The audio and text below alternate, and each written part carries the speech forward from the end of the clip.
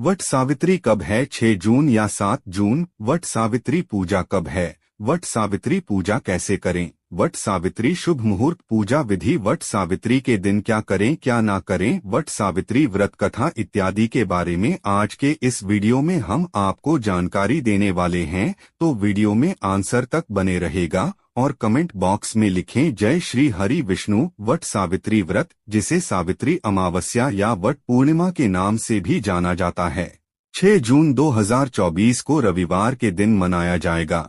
इस दिन सुहागिन महिलाएं अपने पति की दीर्घायु और सुख समृद्धि के लिए व्रत रखती हैं। इस त्योहार को लेकर ये मान्यता है कि इस व्रत को रखने से परिवार के लोगों को सौभाग्य का आशीर्वाद मिलता है और वैवाहिक जीवन में खुशियां आती है। बहुत से लोग ये भी मानते हैं कि इस व्रत का महत्व करवा चौथ के व्रत जितना होता है। इस दिन व्रत रखकर सुहागिनें वट वृक्ष की पूजा लंबी आयु, सुख समृद्धि और अखंड सौभाग्य देने के साथ ही हर तरह के कलह और संतापों का नाश करने वाली मानी जाती है।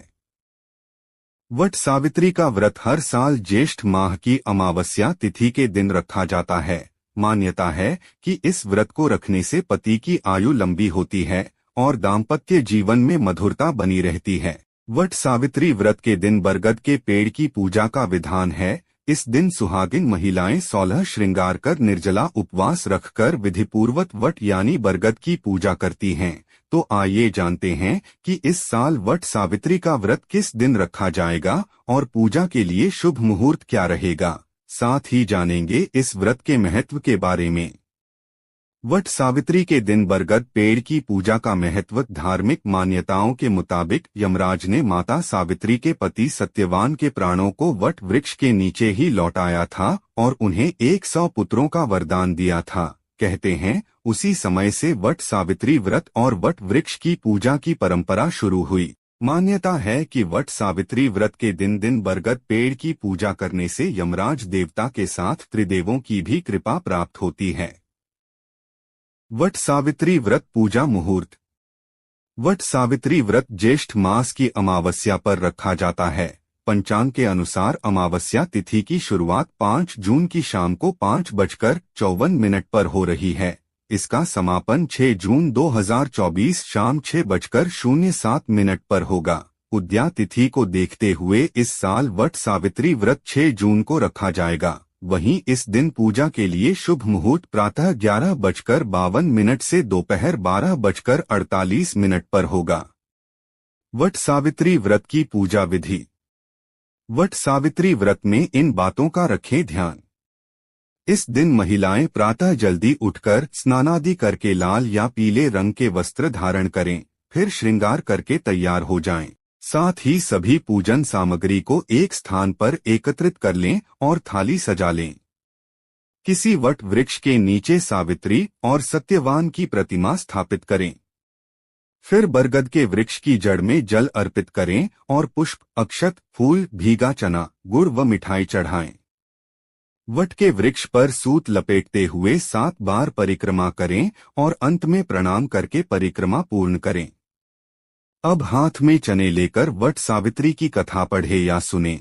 इसके बाद पूजा संपन्न होने पर ब्राह्मणों को फल और वस्त्रों करें। वट सावित्री व्रत का महत्व।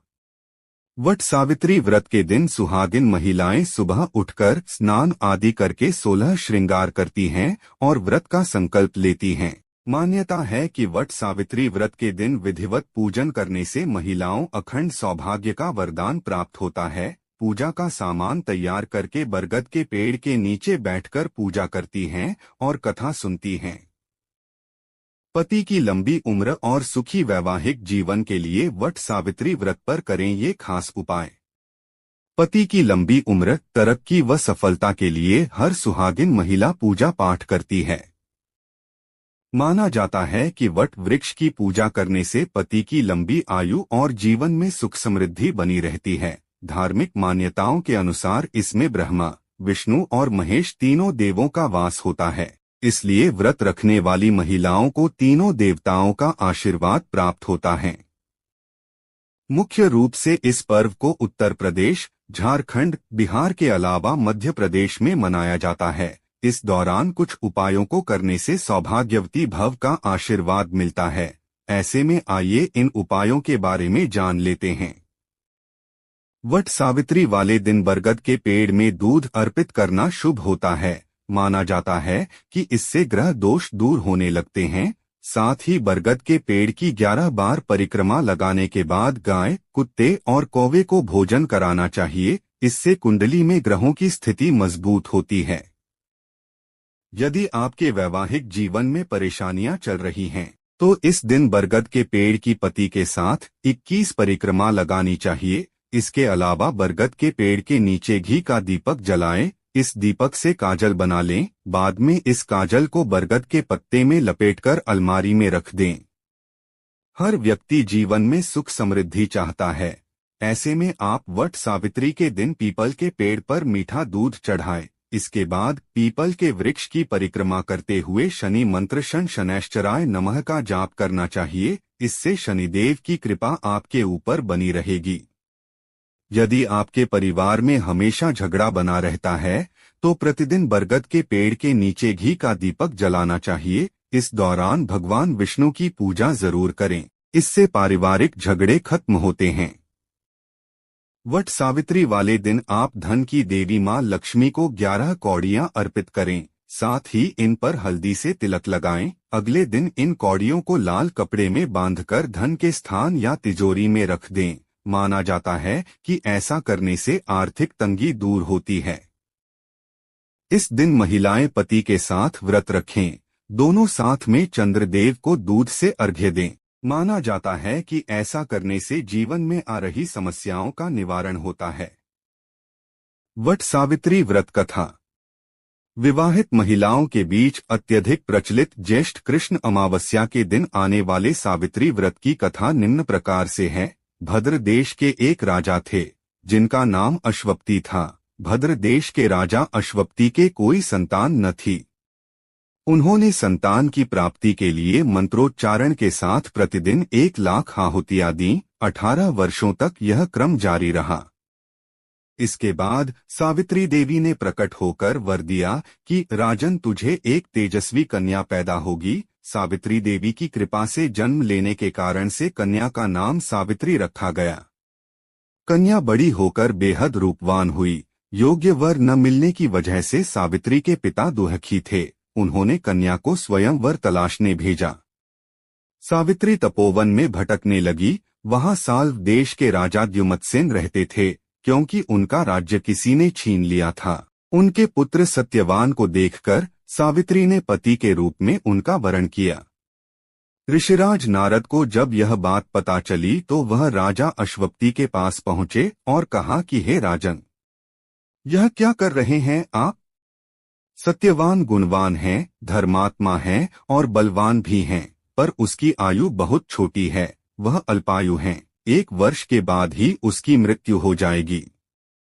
ऋषिराज नारद की बात सुनकर राजा अश्वपति घोर चिंता में डूब गए। सावित्री ने उनसे कारण पूछा तो राजा ने कहा, पुत्री, तुमने जिस राजकुमार को अपने वर के रूप में चुना है वह अल्पायु है। तुम्हें किसी और को अपना जीवन साथी बनाना चाहिए।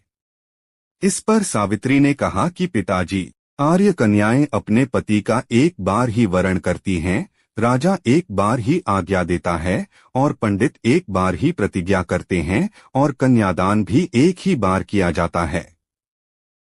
सावित्री हठ करने लगी और बोली, मैं सत्यवान से ही विवाह करूंगी। राजा अश्वपति ने सावित्री का विवाह सत्यवान से कर दिया।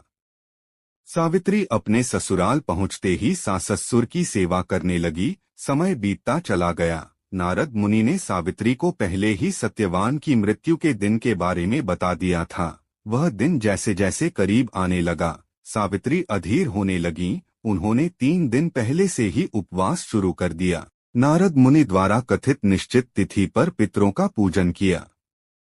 हर दिन की तरह सत्यवान उस दिन भी लकड़ी काटने जंगल चले गए। साथ में सावित्री भी गईं। जंगल में पहुंचकर सत्यवान लकड़ी काटने के लिए एक पेड़ पर चढ़ गए। तभी उसके सिर में तेज दर्द होने लगा। दर्द से व्याकुल सत्यवान पेड़ से नीचे उतर गए। सावित्री अपना भविष्य समझ गई।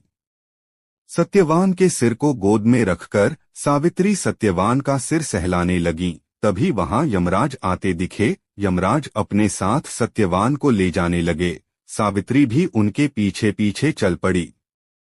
यमराज ने सावित्री को समझाने की कोशिश की कि यही विधि का विधान है, लेकिन सावित्री नहीं मानी। सावित्री की निष्ठा और पतिपरायणता को देखकर यमराज ने सावित्री से कहा कि हे देवी, तुम धन्य हो, तुम मुझसे कोई भी वरदान मांगो। एक सावित्री ने कहा कि मेरे सास-ससुर वनवासी और अंधे हैं, उन्हें आप दिव्य ज्योति प्रदान करें। यमराज ने कहा, ऐसा ही होगा, जाओ अब लौट जाओ। लेकिन सावित्री अपने पति सत्यवान के पीछे पीछे चलती रहीं। यमराज ने कहा, देवी तुम वापस जाओ। सावित्री ने कहा, भगवान, मुझे अपने पतिदेव के पीछे पीछे चलने में कोई परेशानी नहीं है, पति के पीछे चलना मेरा कर्तव्य है। यह सुनकर उन्होंने फिर से उसे एक और वर मांगने के लिए कहा।